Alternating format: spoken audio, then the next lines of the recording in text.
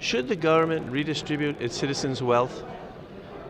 No, the government should be concerned about creating a climate for free markets to operate and we reestablish growth.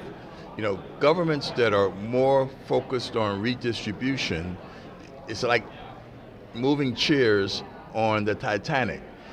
That's why we have $19 trillion in debt, too much government spending, too much worry about the government becoming big enough to take wealth and then try to redistribute it, where more people lose jobs, more people become dependent on the government. That's a fundamental divide. What we have in the Obama administration is a direct assault, not only on free markets, but on the Constitution, which is a constraint, and it is a harness on the growth and reach of government.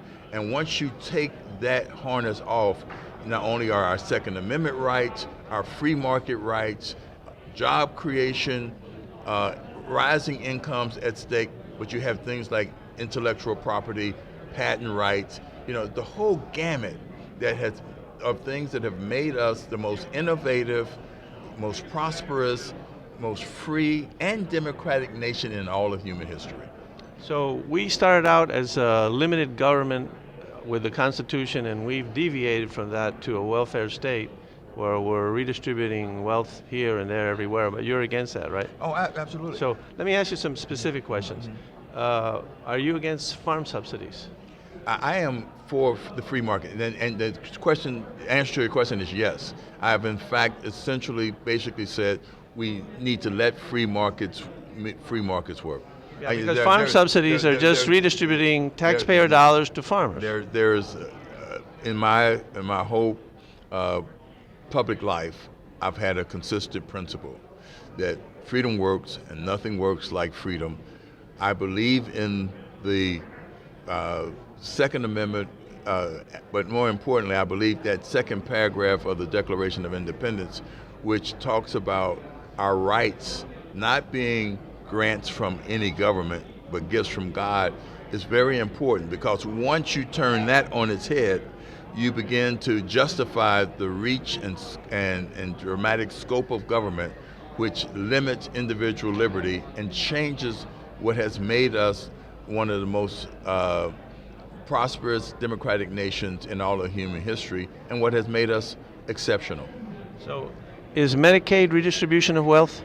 Look, anytime that you take decisions away from individuals, away from families, away from individual doctors, and put it in the hands of bureaucrats, you begin to understand where the problem is. When you start talking about redistribution of wealth, when you start talking about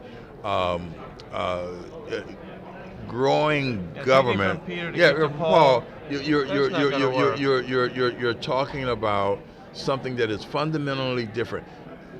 Let me go back. Let me go back. You talk about the artificial restraints of competition in healthcare, where folks can't go outside of their area of prescription to purchase a more suitable healthcare package.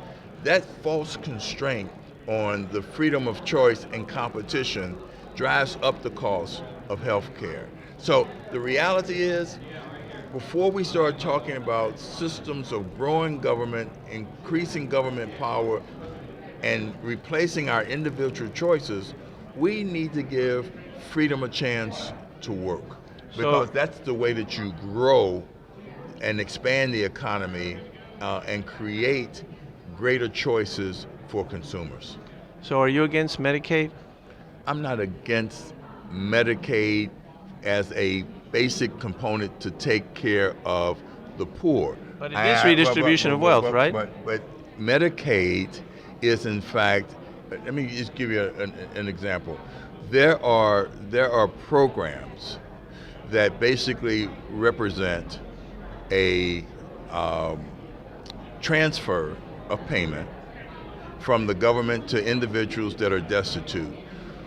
But you don't then go to a whole system, a single payer system that then is totally dependent on the transfer of wealth.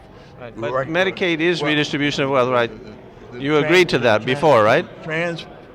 Medicare and Medicaid, yeah. is a fundamental flaw of taking. It is. If you're asking me if it is an element of transfer of wealth, the answer is yes. Is it a whole system that is predicated on the transfer of wealth where you squeeze out individual choice and market dynamics? The answer is it doesn't have to be. Okay, so you would be in favor of some redistribution of wealth, but not others, correct? Correct.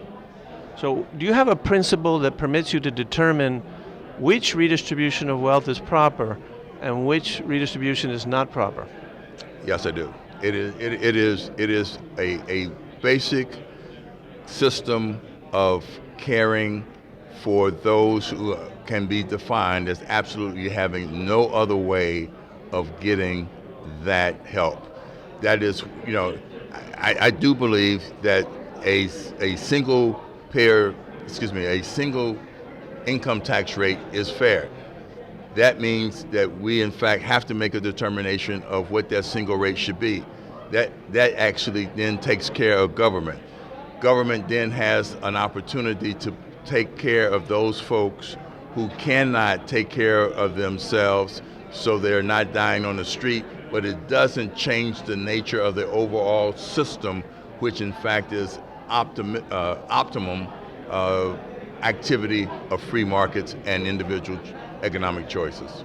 Are there any adverse consequences of forcing taxpayers to provide this charity, in other words, force charity to the Medicaid recipients instead of permitting them to exercise their own judgment, the taxpayers, and decide which people deserve charity and which people don't deserve charity? In other words, should charity be in the government's function, or should it be left up to the individuals, and should they be free, these individuals, like they were in the Constitution originally, to decide? Because we are generous, warm-hearted people and have been giving charity when it's deserved all our history. So can't we just rely on the individual choice of each citizen to decide? He knows his neighbor needs some help, he helps his neighbor.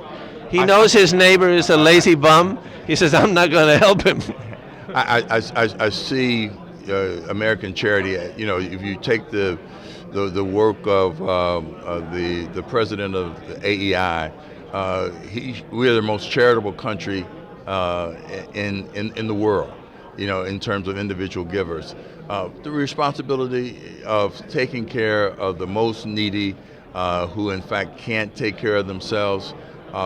We know how to do that without checking free market enterprise. And I think that it is that balance that we're looking for. It would be preferable if it was left up to the individuals who freely could discern and know these people personally. If we could unwind the damage that has been done by an overreach of government intrusion, the perfect world would be to let individuals and communities through charity help those who are in need. Well, thank you, Ken. Thank you. Thank you for the interview.